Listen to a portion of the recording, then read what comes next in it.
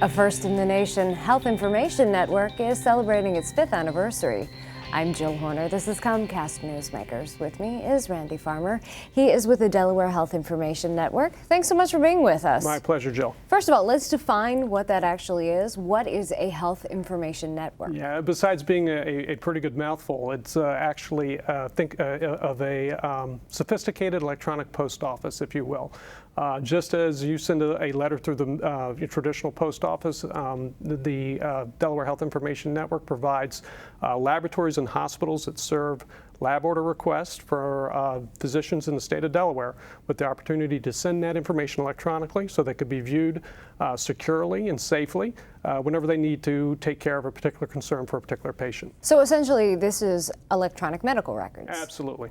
And this is something that is now happening statewide in Delaware, but Delaware was the first state to do this on a statewide basis. Yeah, in 1997, then Governor Tom Carper signed legislation, and then over the corresponding 10 years, a lot of research and consultation with the experts in the state took place in order to launch the network, featuring results and transcription reports, because that was the thing that the providers really valued.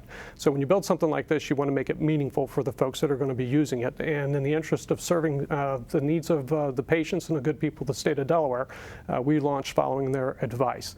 And over the last 5 years, we've gotten 100% participation of all acute care hospitals, and we've just recently achieved a big milestone in enrolling all state long-term care and nursing facilities, and no other state in the nation can make that claim. So let's focus on what this actually means in terms of efficiency and timeliness for not only physicians, but potentially even for patient care. Sure, absolutely. Well, we did a study last year, actually, that covered 2009 to 2011, just by way of example.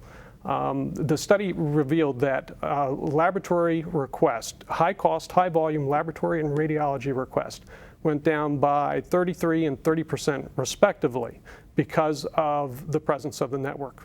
Physicians didn't have to order labs or radiologies the way that they had previously because they saw that those tests had already been conducted on those patients. So if you think about the savings there, a third reduction in those two areas of high cost, high volume tests did not have to be completed, which meant that the doctors had the information that they had because it was there on the network, didn't waste time by ordering another test, didn't waste the money associated with a duplicative, unnecessary test, and were able to speed care in those situations more quickly with those patients because of the network. So we're talking about more efficiency and timeliness, yeah, and potentially better communication. And better care. Now let's talk a little bit about out-of-state care, because this is a network within Delaware, but not all patients stay within Delaware for their care. Mm-hmm. Is there a way to communicate better with care out of state? It certainly is something that's very important to us and something that is certainly on our radar.